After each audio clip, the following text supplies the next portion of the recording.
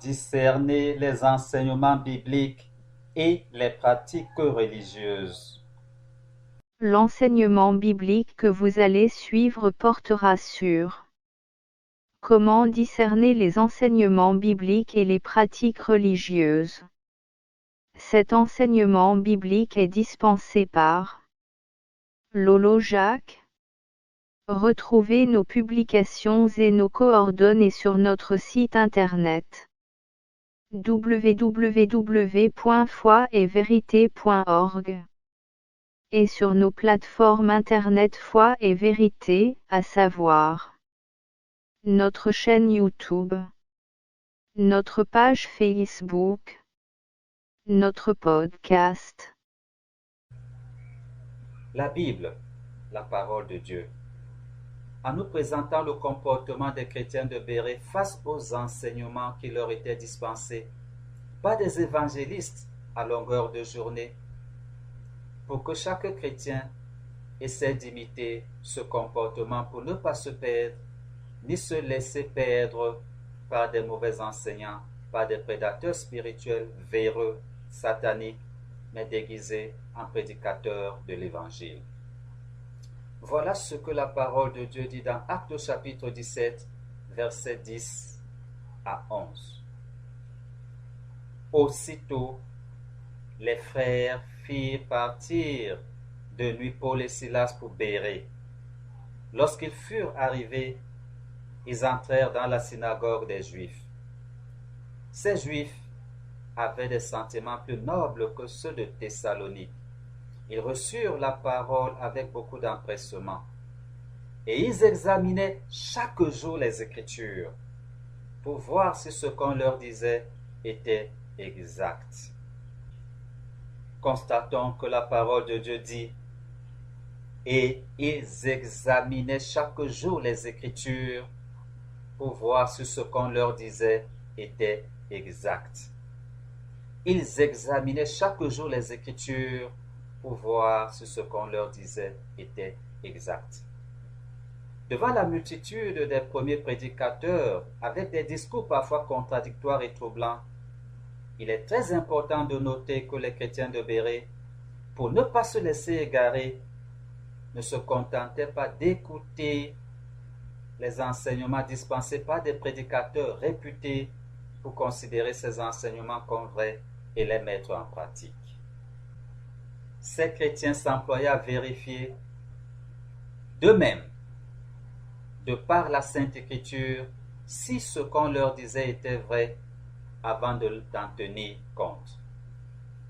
Le chrétien a un devoir de vérification de la conformité des enseignements reçus à la Sainte Écriture, car le risque, comme Jésus nous a prévenu, est de devenir la proie des faux prédicateurs de l'Évangile.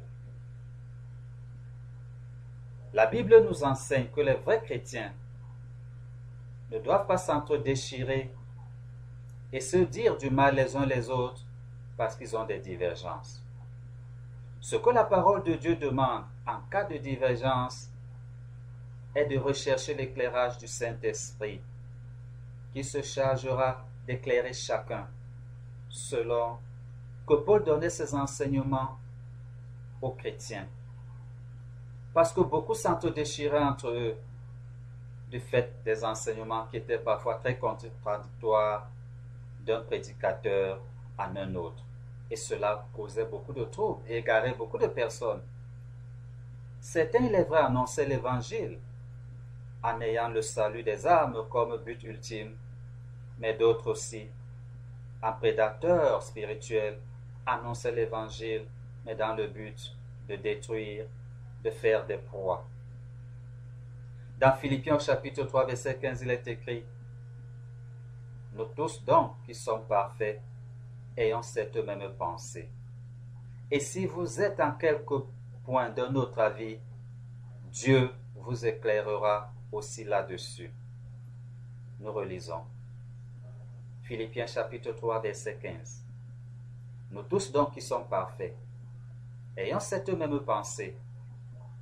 Et si vous êtes en quelque point d'un autre avis, Dieu vous éclairera aussi là-dessus. Tout homme a ses limites puisque personne n'est omniscient.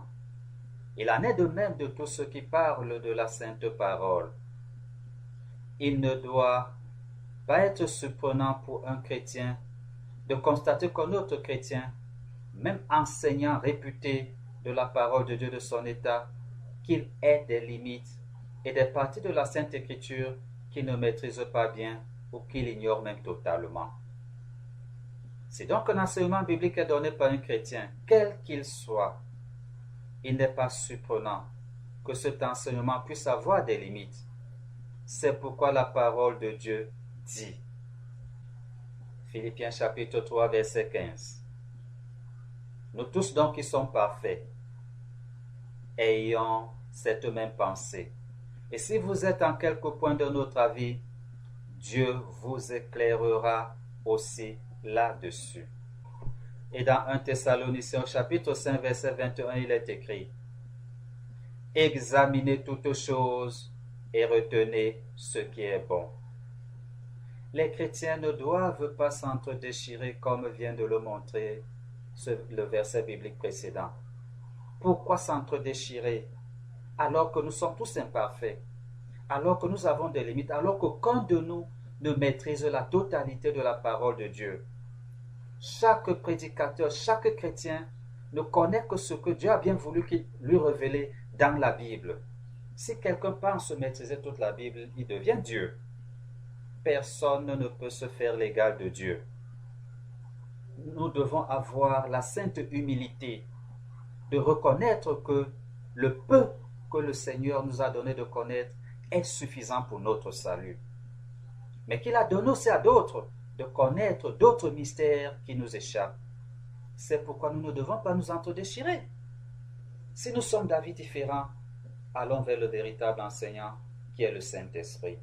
Et pour aller vers lui, il faut que chacun revienne dans la parole de Dieu pour la lire, pour la méditer.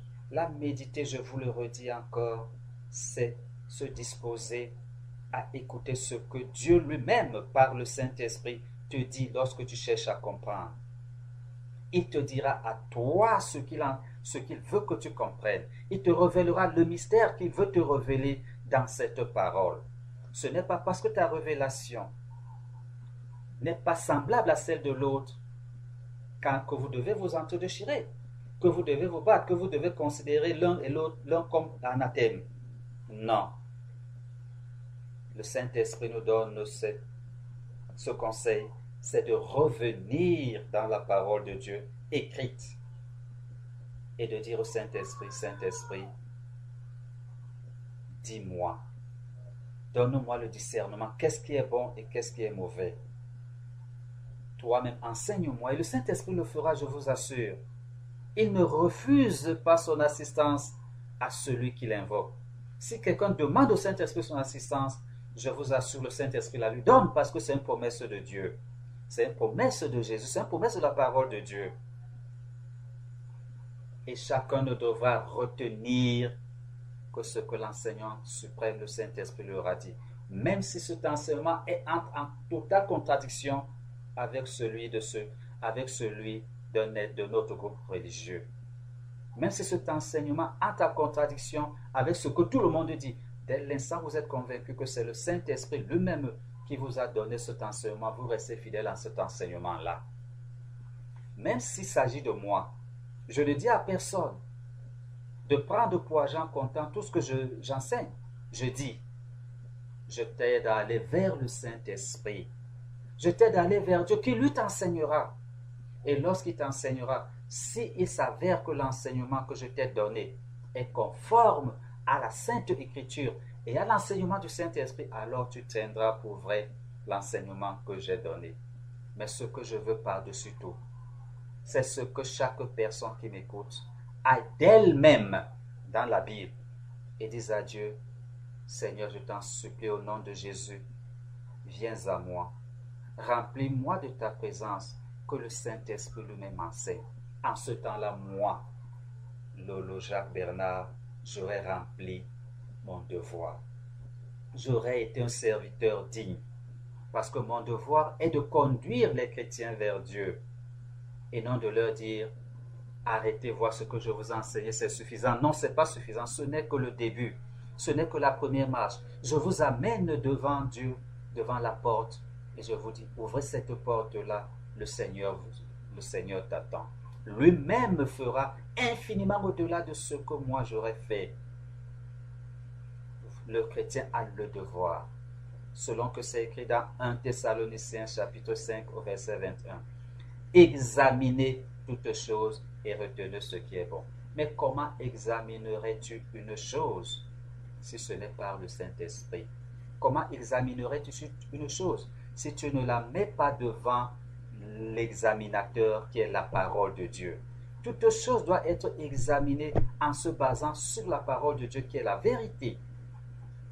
Et la parole de Dieu de 1 Thessaloniciens chapitre 7 verset 21 se conclut ce verset en disant « Retenez ce qui est bon. Retenez ce que vous trouverez bon pour vous et le reste mettez de côté. » Ce n'est pas forcément parce que tout le reste est mauvais, mais parce que tout le reste là ne vous concerne pas. Ce que le Saint-Esprit voudra que tu retiennes, il te le dira et retiens-le, tiens-toi à cela. Et si vous êtes en divergence de point de vue, viens, ouvre ta Bible, assois-toi et dis au Saint-Esprit, Saint-Esprit, enseigne-moi, et il le fera. Dans 1 Jean chapitre 4 verset 1, il est dit, bien-aimés, n'ajoutez foi à tout esprit, mais éprouvez les esprits pour savoir s'ils sont de Dieu, car plusieurs faux prophètes sont venus dans le monde.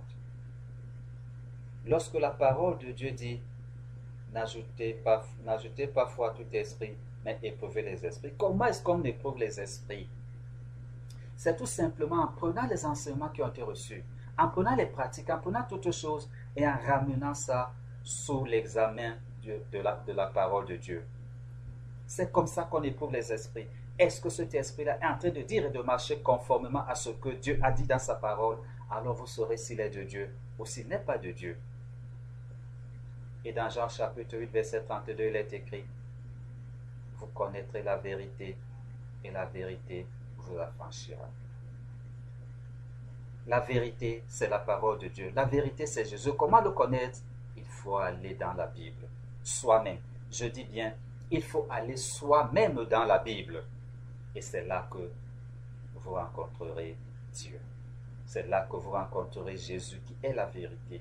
L'enseignement biblique que vous venez de suivre a porté sur comment discerner les enseignements bibliques et les pratiques religieuses.